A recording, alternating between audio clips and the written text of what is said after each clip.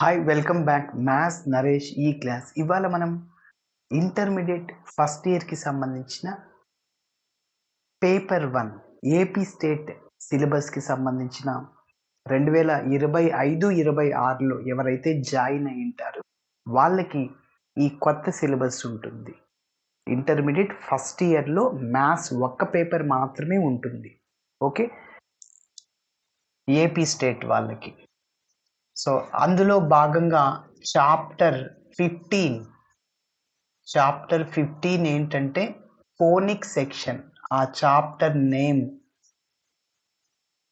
ఆ conic section నుంచి 15 మార్కులు అడగడం జరుగుతుంది.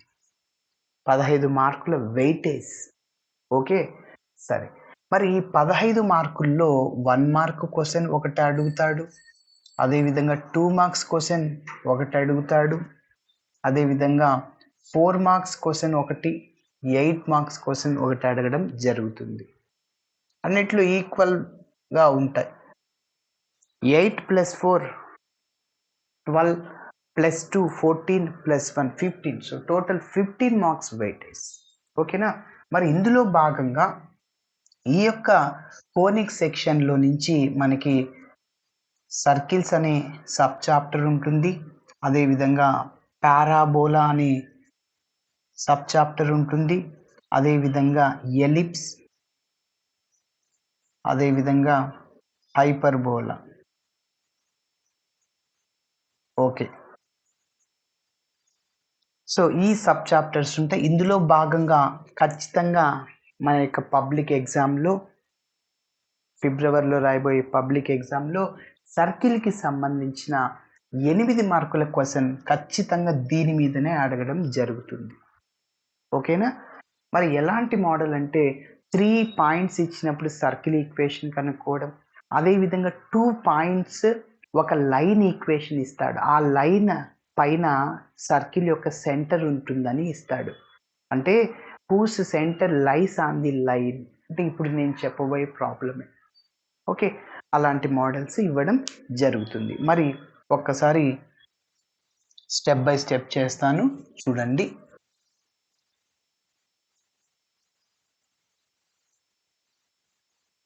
రఫ్లో ఎక్స్ప్లెయిన్ చేసి మళ్ళీ నీట్గా చేద్దాం, చూడండి. సో మరి find the equation of the circle. Circle equation కనుక్కోవాలి. సర్కిల్ యొక్క general form x² + y² + 2gx + 2fy + c = 0. ఇది సర్కిల్ యొక్క జనరల్ ఫామ్. gfc ఈ 3 వాల్యూస్ కనుక్కుంటే మన ప్రాబ్లం కంప్లీట్ అవుతుంది. ఆ మూడింటిని కనుక్కొని ఇందులో సబ్స్టిట్యూట్ చేయాలి. ఆ 3 కనుక్కోవడానికి క్లూస్. ఈ సర్కిల్ గుండా 2 పాయింట్లు వెళ్తాయి అంటున్నాడు. ఒక పాయింట్ ఏ, ఇంకొకటి బి అనుకుంటాను. 4 1 6 5. ఆ 2 పాయింట్స్ని ఈ యొక్క సర్కిల్లో సబ్స్టిట్యూట్ చేయండి.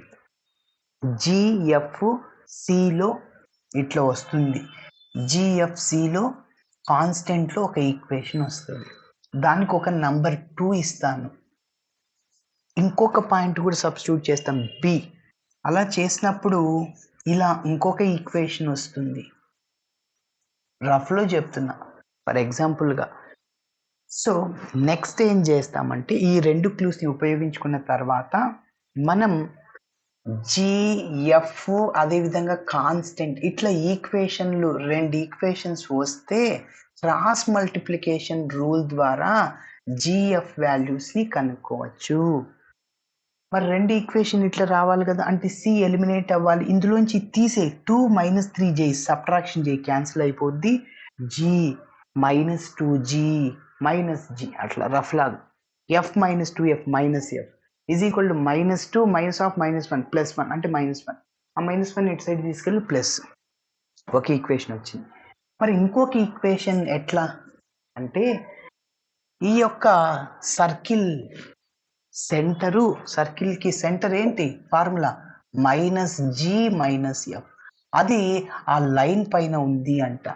అంటే x ప్లేస్లో -g, y ప్లేస్లో -f సబ్స్టిట్యూట్ చేయండి. 4 × -g + 3 × -f -24 is equal 0. -4g plus minus minus -24 is equal 0. దీనికి ఒక నంబర్, దీనికి 4 ఇవ్వండి. ఓకేనా? ఇట్లా సింప్లిఫికేషన్ చేసి దీనికి 5. ఈ రెండింటిని సాల్వ్ చేస్తే FGCలు వస్తాయి. ఓకేనా? మరి ఇప్పుడు స్టెప్ బై స్టెప్ చేద్దాం.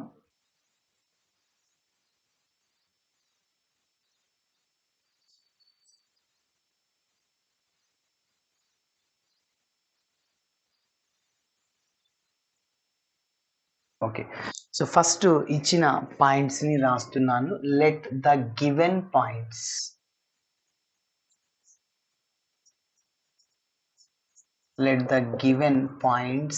are A is equal to 4, 1, B is equal to 6, ఇప్పుడు సర్కిల్ యొక్క జనరల్ ఫామ్ రాద్దాం.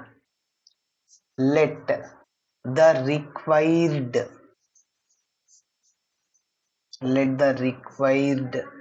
Equation of the circle is, ఏంటి formula? x² plus y² plus 2gx plus 2fy plus c is equal to 0. దానికి ఒక number 1. మరి ఈ circle గుండా ఆ 2 పాయింట్స్ వెళ్తాయి అంటున్నాడు. ఆ 2 పాయింట్స్ని ఇందులో సబ్స్టిట్యూట్ చేయి. సిన్స్ అంటే మనకు తెలుసు ద పాయింట్ ఏ ఆఫ్ ఎంత 4, 1 లైస్ ఇన్ ఈక్వేషన్ 1. ఈక్వేషన్ 1లో సబ్స్టిట్యూట్ చేస్తున్న ఈ పాయింట్ x ప్లస్లు 1 y ప్లస్లు x ప్లస్లు 4 y ప్లస్లు 1 సబ్స్టిట్యూట్ చేయండి. 1 implies 4² plus 1² plus 2g x అంటే 4 ప్లస్ 2f y అంటే 1 plus c is equal to 0. 4² అంటే 16 ప్లస్ 1 17. రైట్ సైడ్కి తీసుకెళ్ళండి, మైనస్ అవుద్ది. అదేవిధంగా 4 2s 8g plus 2 into f 2f plus c is equal to -17. దీనికి ఒక నంబర్ 2 ఇచ్చా. 16 ప్లస్ 1 17 రైట్ సైడ్ పోతే మైనస్ అవుతుంది. 4 2s 8g 2 into 1 2f plus. అదేవిధంగా రెండో పాయింట్ని కూడా సబ్స్టిట్యూట్ చేయి. Similarly the point B of ఎంత 6, 5 lies in equation 1లో సబ్స్టిట్యూట్ చేస్తున్నా. x ప్లేస్లో 6, y ప్లేస్లో 5. ఎస్ చెప్పండి. 6² ప్లస్ 5² ప్లస్ 2g x అంటే 6 2f y అంటే 5 plus c is equal to 0. డైరెక్ట్గా రాసేస్తున్నాను. 6² 36 ప్లస్ 25 61. రైట్ సైడ్కి వెళ్తే మైనస్ అవుద్ది. 2 into 6 12g 2 into 5 10f plus c is equal to -61. దీనికి ఒక నంబర్ 3. ఓకేనా? సరే, ఇప్పుడు నేనేం చేస్తా అంటే 2 - 3 చేస్తా.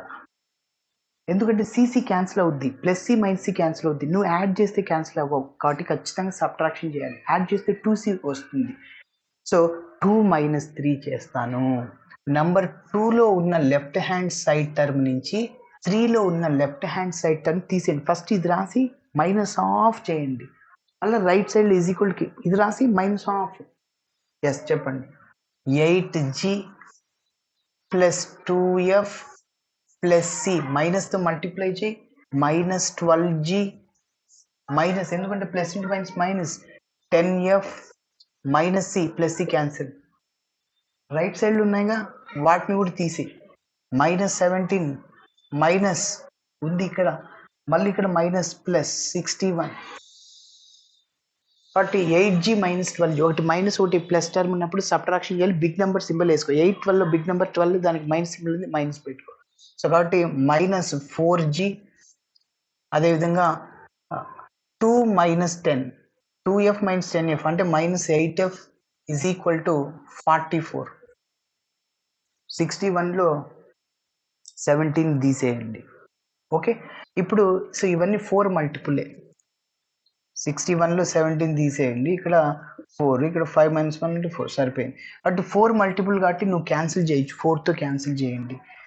4 1s 4 అంటే మైనస్ జీ, 4 2s 8, మళ్ళీ 4 1s 4. నేను స్టార్టింగ్లో చెప్పా క్రాస్ మల్టిప్లికేషన్ రూల్ని అప్లై చేయాలంటే కాన్స్టెంట్ లెఫ్ట్ సైడ్ తీసుకెళ్ళి మైనస్ అవుద్ది. Minus g minus 2f minus 11 is equal 0. దీనికి ఒక నంబర్ ఇస్తున్నా 4. ఇప్పుడు ఇంకొక ఈక్వేషన్ కావాలిగా క్రాస్ మల్టిప్లై చేయాలంటే సర్కిల్ యొక్క సెంటర్, దీని యొక్క సెంటర్ అంటే minus g minus f formula అది ఆ లైన్లో ఉందంటున్నాడు. ఆ లైన్లో సబ్స్టిట్యూట్ చేయండి. సిన్స్ అంటే మనకు తెలుసు c of minus g comma minus f lies on the line.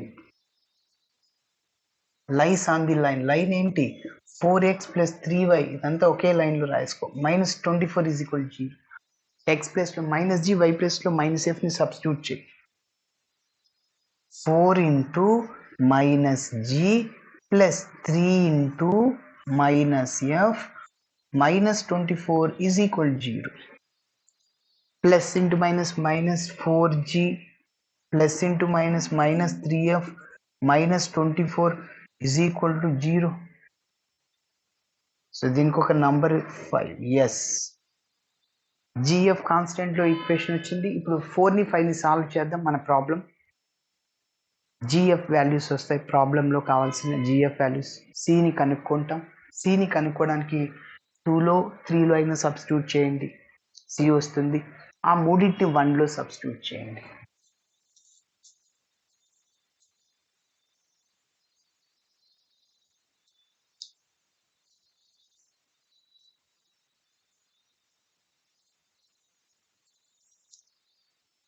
Solving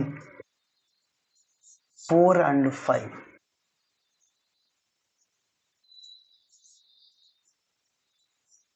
4ని 5ని సాల్వ్ చేస్తున్నా.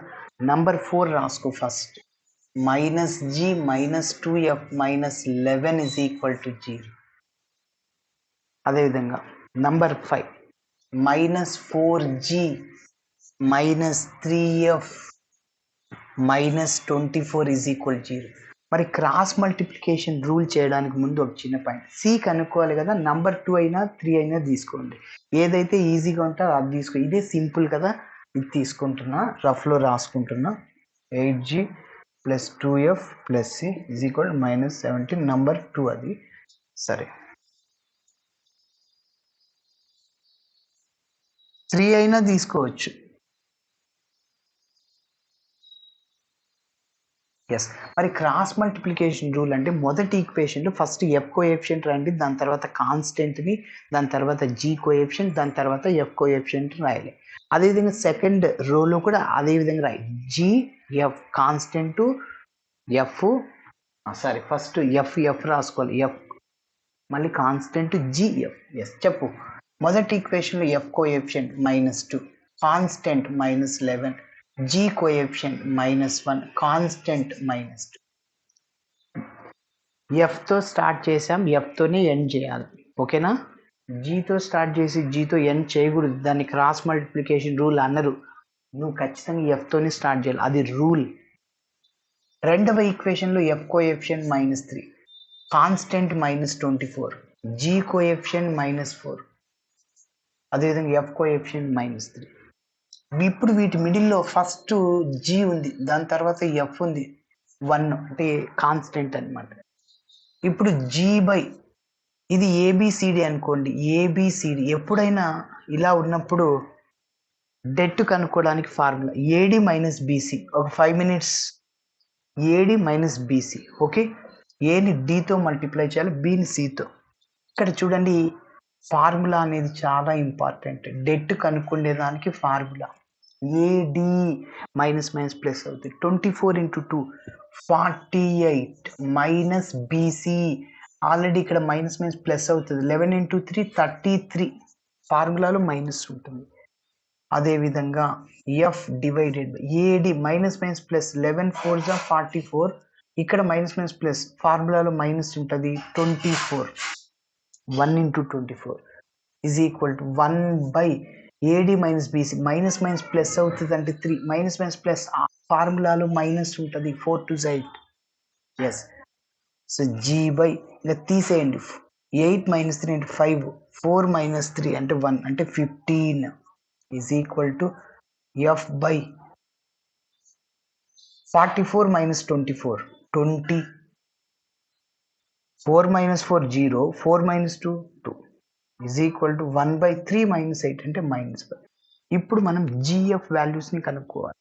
ఒక్కొక్క టర్మ్ని కాన్స్టెంట్ టర్మ్కి ఈక్వేట్ చేయి. ఈ రెండింటిని ఈక్వేట్ చేస్తే జిఎఫ్లో మళ్ళీ ఈక్వేషన్ వస్తుంది, కాబట్టి జీ వాల్యూ రాదు. జీ వాల్యూని దీనికి ఈక్వేట్ చేసుకో. G by 15 is equal to -1/5. Minus ఎక్కడైనా రాసుకో, న్యూమరేటర్లో అండ్ డినామినేటర్లో.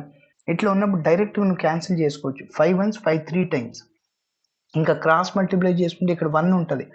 1 into g అంటే g is equal to -3 into 1 అంటే 3. జీ వాల్యూ వచ్చేసింది. అదేవిధంగా ఈ రెండింటిని ఈక్వేట్ చేయండి. F by 20 is equal to -1/5. 5 1s 5 4 times. F is equal to ఇక్కడ ఏం లేదంటే 1 -4. ఇప్పుడు జిఎఫ్ వాల్యూస్ని నంబర్ 2లో సబ్స్టిట్యూట్ చేయి, సి వస్తుంది.